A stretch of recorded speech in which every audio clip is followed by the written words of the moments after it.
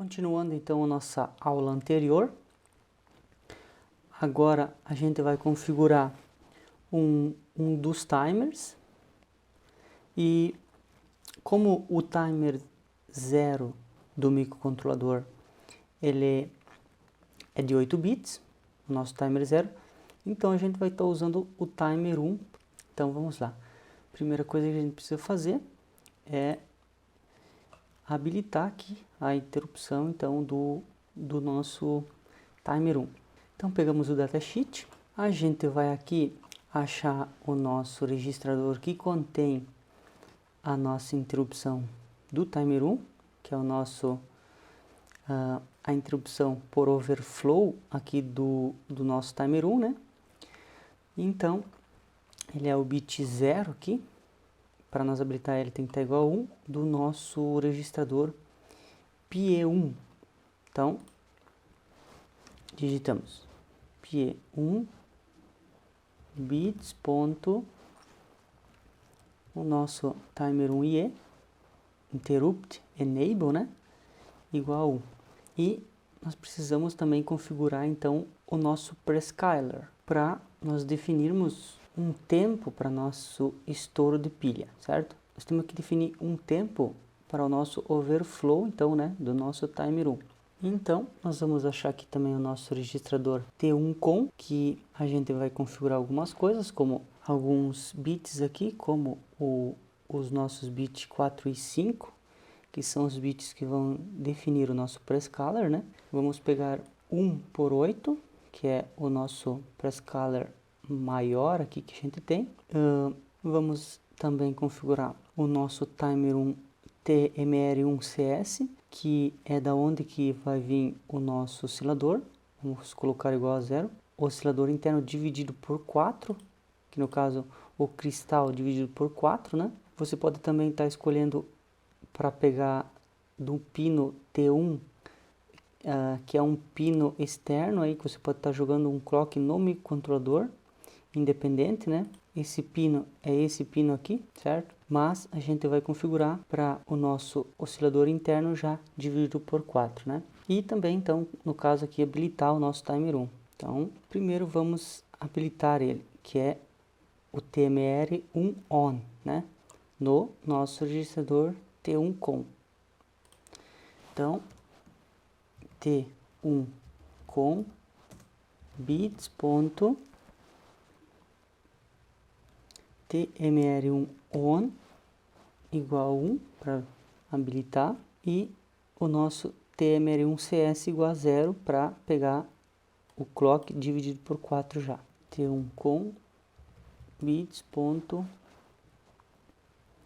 TMR1 CS igual a 0. E por último aqui o nosso prescaler, né? Que é o nosso PS1 e o nosso PS0. Que nós vamos colocar os dois em 1 para dar o 1 por 8 aqui, né? Então, T1 com bits ponto PS0 igual a 1, T1 com bits ponto TMR1 igual a 1 e tá aí, tá configurado então o nosso timer 1. Agora sim, como nós temos duas interrupções rodando, então a gente precisa saber qual que foi a interrupção. Então a gente não pode deixar as duas interrupções aqui jogadas aqui dentro. A gente precisa testar qual que foi a interrupção que aconteceu naquele momento. Então a gente precisa fazer o seguinte, a gente vai testar a flag de interrupção. Então a gente vai testar primeiro aqui if int com bits ponto int f, que é a flag da interrupção externa, né? Se for igual a 1, quer dizer que foi essa interrupção externa que aconteceu, né? Então, ela entra aqui e zera a flag para esperar por uma nova interrupção. E se foi então a interrupção por overflow no timer 1, a gente testa o bit da flag do timer 1 no registrador peer1 bits ponto o nosso tmr1 if, que é a nossa flag do timer 1.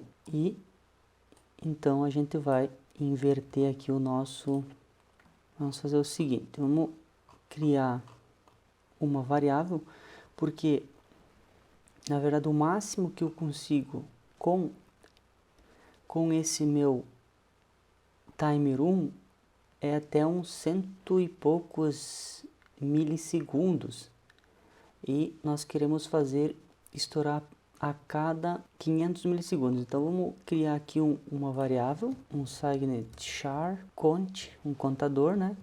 Vou colocá-lo igual a 0 e vamos usá-lo aqui para contar. If count maior que 4, ele inverte então o nosso bit aqui, certo? E também, o que ele faz? Ele count igual a 0, porque se a gente, vamos configurar esse nosso timer 1 para estourar a cada 100 milissegundos. Então, eu preciso passar 5 vezes por aqui para me inverter este port C0 aqui, para poder nós ter nossos 500 milissegundos igual, certo? Então, o nosso count mais, beleza? Agora, nessa configuração, tá estourando, tá dando overflow do nosso timer 1 a mais ou menos 104 milissegundos por aí. Então, a gente vai tirar isso daqui fora, que não precisa mais, porque agora quem se encarrega disso é o nosso timer 1. E vamos compilar para ver se está funcionando direito. E não funcionou, pera aí. Ah, tá faltando duas coisas importantes aqui, ó. Nós precisamos, quando a gente entra no nosso if, nós precisamos limpar a flag. Toda vez que a gente entra numa dessas interrupções aqui, a gente limpa a flag, como a gente fez aqui, na interrupção externa. A mesma coisa a gente vai fazer aqui na nossa interrupção do timer 1. E a gente habilitou a interrupção global, mas a interrupção do nosso timer 1, ela não é ela é uma interrupção de periféricos. Vamos dar uma olhada no diagrama de interrupções no datasheet. Então, aqui no nosso diagrama de interrupções, a nossa interrupção global habilita então o nosso end aqui da nossa porta principal, né, a nossa interrupção global, e a nossa interrupção externa está direto no nosso OR aqui, certo? Então o que acontece? Para funcionar essas outras interrupções, que o nosso timer 1 também está aqui, isso daqui são chamadas de interrupções periféricos. Quem que controla essas interrupções é um outro registrador global para esses registradores, para essas interrupções aqui, que é o nosso PIE, que é então o carinha que controla essas interrupções. Então, por isso que o nosso timer 1 não funcionou. Então, nós precisamos habilitar esse também. Então, a gente vai aqui no nosso código e habilita ele também. Int com bits ponto PIE igual a 1. Como o nosso timer 1, a gente configurou aqui o nosso prescaler para 1 por 8, isso dá 104 milissegundos. E se a gente fez aqui, quando for maior que 4, ele inverter, então vai dar uma média de 500 milissegundos o nosso LED piscando. Então vamos ver, Então tá aí, nosso LED piscando mais ou menos a cada... Isso dá mais do que 500 milissegundos, porque é mais que 100 milissegundos o nosso timer 1 está configurado, tá uns 100 e pouco, 104, 105 milissegundos. Então, a nossa interrupção externa também está funcionando normal, aqui, certo? Se você quer precisão, por exemplo, para você conseguir os teus 100 milissegundos exatos, você vai digitar aqui então TMR1 igual a 3036. Daqui a pouco a gente vai ver de onde que surgiu esse valor 3036. Vamos compilar e vamos rodar. E a gente vai debugar aqui. Vamos colocar uma parada aqui no nosso código e vamos rodar. Observem aqui embaixo que deu exatamente 100 milissegundos. Então, toda vez que acontece a interrupção do timer 1, quando ele entra aqui, dá exatamente 100 milissegundos. Então, toda vez é 100 milissegundos. E, então, como esse quant está contando, então, maior que 4 é 100 vezes 5, que dá 500 milissegundos. Então, está tendo a inversão desse LED a cada 500 milissegundos.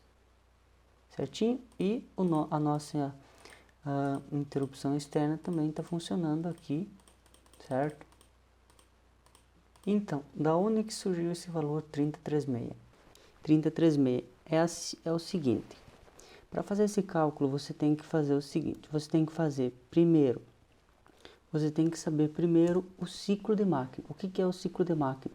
O pipeline, que é dividido por 4, dividido pelo cristal. Então, nós temos 4 dividido por 20 MHz, que é o nosso cristal. Com isso, nós teremos, como nós temos em MHz, então, nós temos 0,2 microsegundos. Beleza, então nós temos 0,2 microsegundos. Temos um valor. Agora, nós precisamos saber esse valor, da onde que ele surgiu, esse 3036, que é o seguinte: como o nosso timer 1 é de 16 bits, qual que é o valor de 16 bits? 65.536, certo? Esse valor menos esse valor que a gente colocou aqui, que é 3036.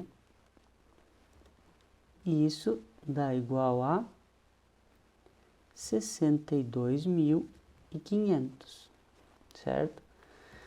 O que mais nós precisamos saber? Nós vamos chamar isso daqui de contagem, e isso daqui vamos chamar de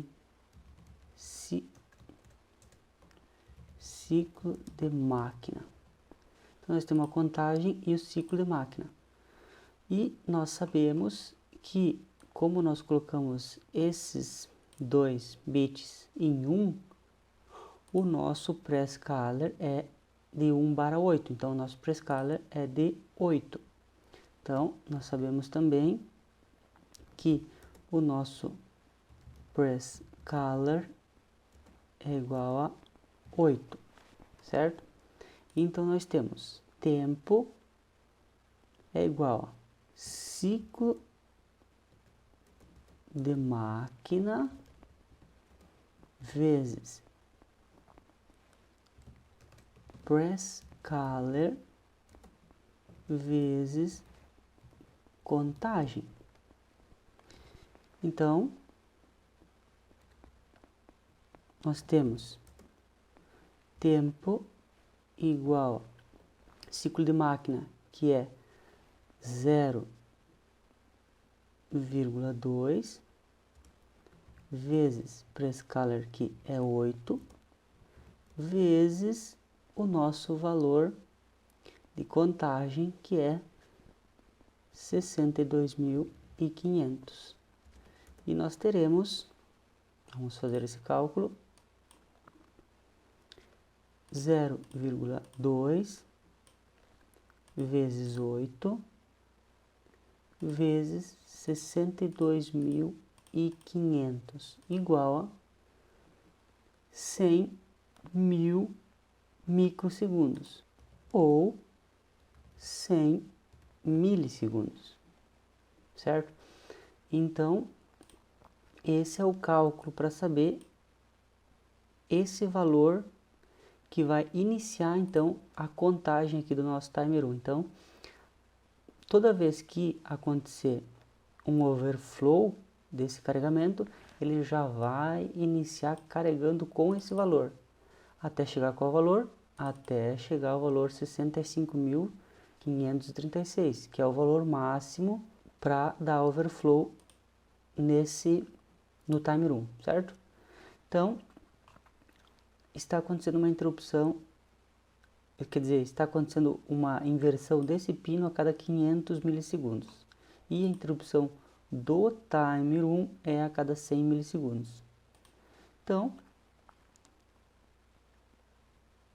é isso que acontece aqui. A cada 500 milissegundos fica piscando nosso LED. Espero ter esclarecido algumas coisas sobre timer e sobre interrupção no nosso compilador XC8 aqui. Espero que vocês tenham gostado dessa aula e até a próxima videoaula.